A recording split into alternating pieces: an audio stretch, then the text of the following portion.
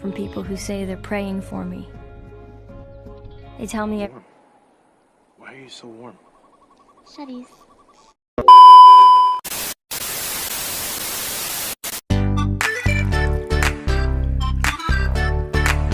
Halo Sobat Dixon, seantero jagat maya dimanapun kalian berada. Semoga pada bugar ya. Berkisah tentang seorang gadis super gemoy dengan bodi melengkung mirip tikungan si tinjau yang diprot-prot lalu diajak sesembahan oleh sekelompok grup band pemuja Saiton. Film ini Bang Dixon persembahkan untuk menemani waktu luang kalian semua. Selamat menonton dan inilah dia Jennifer's Body.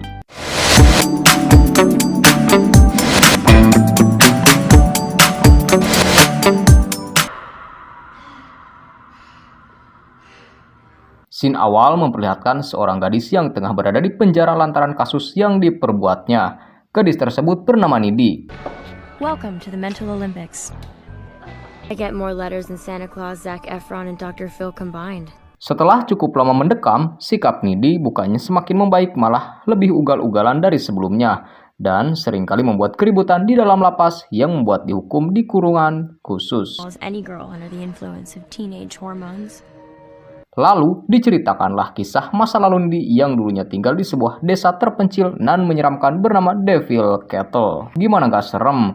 Di desa itu terdapat sebuah air terjun goib dengan sebuah lubang pusaran air misterius yang konon katanya apapun benda yang masuk ke dalamnya tak akan pernah kembali. It goes into this hole and it doesn't come out.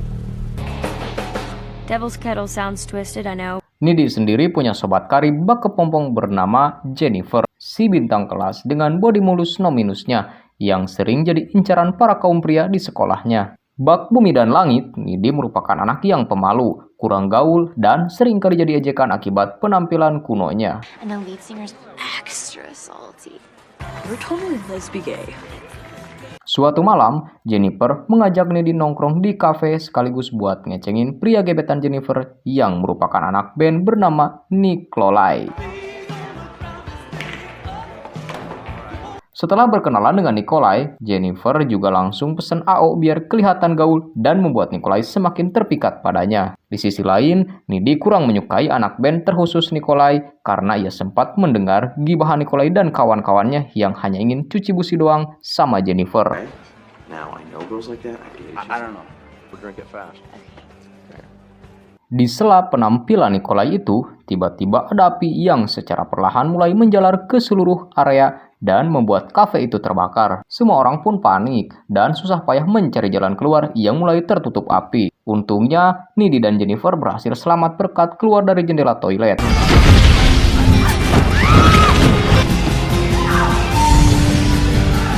Jennifer yang berhasil keluar justru malah pungak-pinguk Hokchai, entah karena kebanyakan minum AO yang kemudian datanglah si Nikolai dan mengajaknya untuk ikut bersamanya menghabiskan malam bersama. Jennifer iya-iya aja dan meninggalkan diri seorang diri. Setelah sampai di rumah, Nidi langsung menghubungi pacarnya yaitu Chip dan memberitahunya jika dia khawatir mengenai keadaan Jennifer yang saat ini pergi bersama Nikolai. Setelah puas curhat dengan pacarnya, Nidi yang berencana untuk tidur teralihkan perhatiannya oleh suara yang berasal dari dapur rumahnya. Meskipun takut, dia memberanikan diri untuk turun dan mengecek. Dan ternyata dia sangat terkejut saat melihat Jennifer dengan kondisi yang tak biasa. Muka seram, pandangan kosong, dan darah berlumuran di mukanya. Tak hanya itu, perangainya juga aneh, di mana dia dengan beringasnya membuka kulkas dan lantas memakan ayam mentah hingga akhirnya memuntahkan cairan hitam aneh yang membuat Nidi semakin ketakutan. Keesokan harinya, Nidi masih memikirkan kejadian semalam. Akan tetapi, terlihat di siang itu Jennifer datang dengan kondisi bugar dan sehat walafiat. Bahkan terkesan lebih energik dari sebelumnya. Sepulang sekolah, terlihat si Jonas, anak klub football yang sedang galau karena ditinggal mati salah satu teman baiknya. Jennifer lalu datang dan mencoba menghilangkan kesedihan Jonas dengan mengajaknya cuci busi di tengah hutan. Melihat kebahenulan body Jennifer, rudal Jonas pun mengeras tak terbendung. Jonas yang udah kelap pun memulai berajul gedang dengan Jennifer saat itu juga. Akan tetapi, dia mulai merasakan hal yang aneh yang terjadi di mana hewan-hewan mulai berdatangan dan menonton mereka mojok.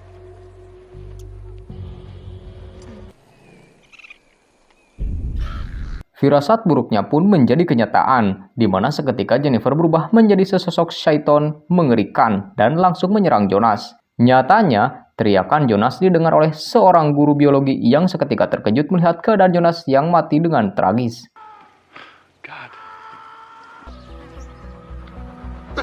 Di sisi lain, kejadian kematian aneh terus terjadi dan terjadi memakan banyak korban jiwa yang membuat Nidi merasa jika ada yang janggal pada kematian-kematian tersebut. Ia pun meyakini jika semua itu ada hubungannya dengan kafe yang terbakar dan Jennifer yang semakin berperilaku aneh setiap harinya.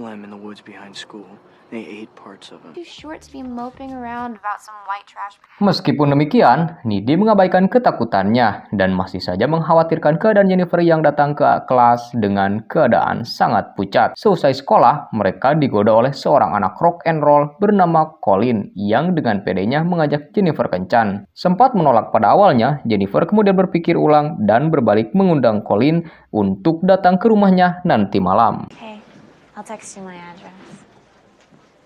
Malam harinya, Nidi tak mau kalah. Rupanya dia bertemu sang pacar, Chip, dan berencana untuk unboxing jeroan dan mengolah lahan basah ini untuk pertama kalinya.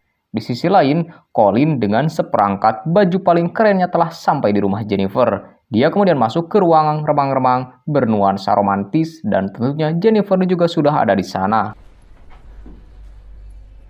Our house.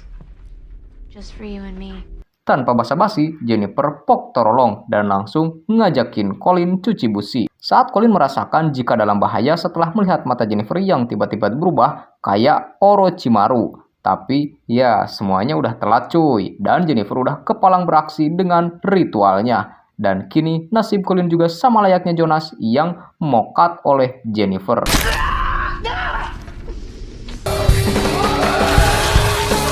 Entah apa penyebabnya, sepertinya Nidi Jennifer juga saling terhubung satu sama lain, di mana saat Nidi sedang berolahraga malam dengan Chip, dia merasakan ada yang tak beres dengan Jennifer. Tak tunggu lama, dia pun segera OTW ke tempat Jennifer, dan betapa terkejutnya Nidi saat melihat Jennifer dengan casing syaiton di tengah jalan.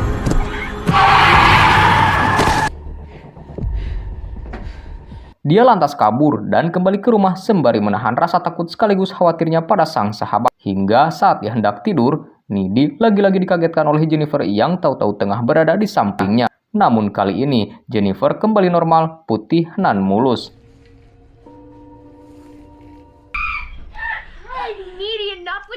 Di sana Jennifer membicarakan kejadian yang dialami bersama Nikolai malam itu yang para personil band termasuk Nikolai sendiri adalah para penganut aliran sesat pemuja syaiton. Malam itu, Jennifer yang nyatanya masih bersegel dan belum di-unboxing pria manapun dijadikan sesembahan tepat di dekat air terjun mistis di kota tersebut.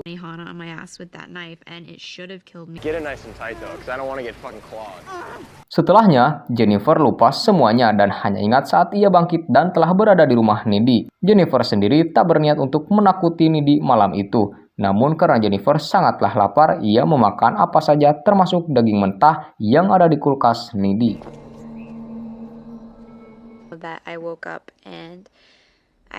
Dari situlah Jennifer tidak bisa mengontrol dirinya sendiri dan membunuh para perjaka untuk menjaganya tetap hidup dan awet muda. Berkat itu pula, ia pun dianugerahi kekuatan supranatural, aneh, dan tak masuk akal, seperti kebal dan bisa berpindah tempat dengan sangat cepat.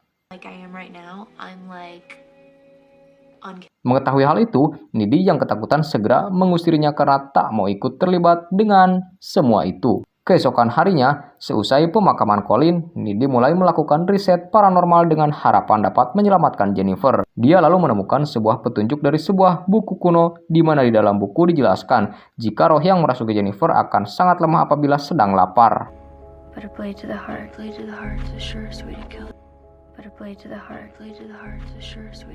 Lalu Chip datang dan mereka pun mengobrol. Di percakapan tersebut, Nidi mengungkapkan segalanya mengenai keadaan yang Jennifer alami beserta informasi mengenai cara menaklukkan syaiton yang bersarang di tubuh Jennifer. happens when you try to sacrifice a virgin to Satan without using it at the dance. I just need to keep an eye on Jennifer.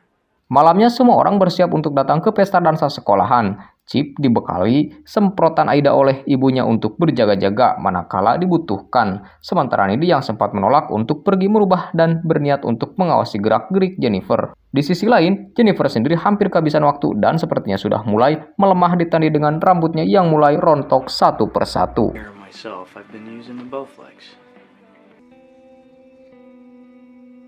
Di perjalanan, Chip dikejutkan dengan Jennifer yang ujuk-ujuk berada di sana dan ngompor-ngomporin Chip mengenai Nidi yang telah bermain api dengan almarhum Colin di belakangnya. Nyatanya, semua itu Jennifer lakukan untuk menjebak Chip dan menjadikan Chip sebagai mangsa berikutnya. Nidi and Colin were intimate. Di sisi lain, pesta dansa dimulai. Di sini, Nidi mulai merasakan kejanggalan di mana Chip dan Jennifer belum juga datang. Selain itu, Nidi yang terhubung dengan Jennifer merasakan jika Jennifer nampaknya telah memulai aksinya. Maka dari itu, dengan segera ia bergegas pergi karena khawatir akan keselamatan Chip.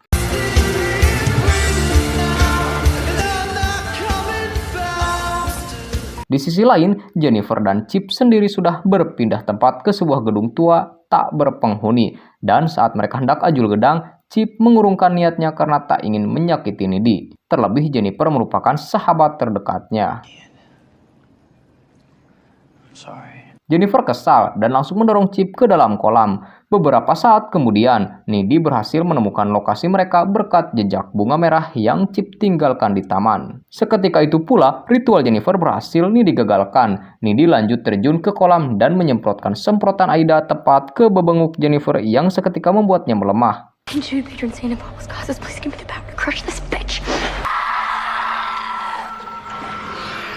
Mereka lalu naik ke daratan dan melanjutkan duelnya. Dengan nafas terengah-engah akibat luka gigitan Jennifer, Chip mengambil sebatang besi yang berhasil ia tusukkan ke tubuh Jennifer. Meskipun tidak mengenai jantungnya, serangan Chip itu nyatanya mampu melemahkannya dan membuat Jennifer pergi meninggalkan Nidi dan Chip yang saat itu sedang sekarat. Di akhir hayatnya, Chip mengungkap penyesalannya yang tak percaya kepada Nidi sejak awal yang membuat kisah percintaan mereka berakhir dengan menyedihkan. Setelahnya, Nidi pulang dan membulatkan tekadnya untuk membasmi Jennifer dan menghentikan rentetan kejahatan yang ia lakukan. Dia menerobos masuk ke kamar Jennifer dan langsung menyerangnya secara membabi buta. Akan tetapi, Jennifer memberikan perlawanan sengit dan sempat mengeluarkan ultinya. Namun, sesaat setelah Nidi melepas paksa kalung yang Jennifer pakai, seketika itu pula Jennifer melemah dan kesempatan itu tak disia-siakan Nidi yang langsung menusuk Jennifer tepat di jantungnya.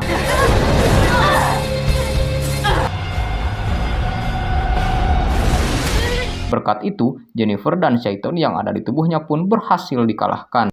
Tak lama, ibu Jennifer yang melihat hal tersebut pun sangat terkejut dan langsung menelpon pihak kepolisian.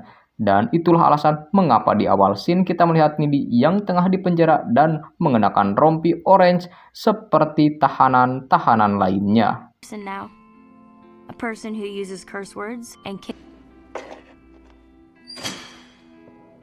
Faktanya, di masa sekarang, Nidi yang masih berada di penjara nyatanya mewarisi kekuatan syaiton berkat gigitan Jennifer di pertarungan sebelumnya. Dia lalu menggunakan kekuatan itu untuk kabur dari penjara dan langsung OTW ke konser Nikolai dan kawan-kawan. Beberapa jam kemudian, para personil Low Shoulder pun ditemukan tewas di kamar hotel yang tentu saja itu semua adalah ulah Nidi yang ingin menuntut balas akan kematian sahabat satu-satunya yaitu Jennifer akibat ulah Nikolai dan kawan-kawan. Dan film pun tamat. Oke, itu dia alur cerita film Jennifer's Body. Semoga kalian semua terhibur ya. Bang Dixon dan segenap jajaran pamit undur diri dan adios amigos, permios, luas, leos, bye-bye.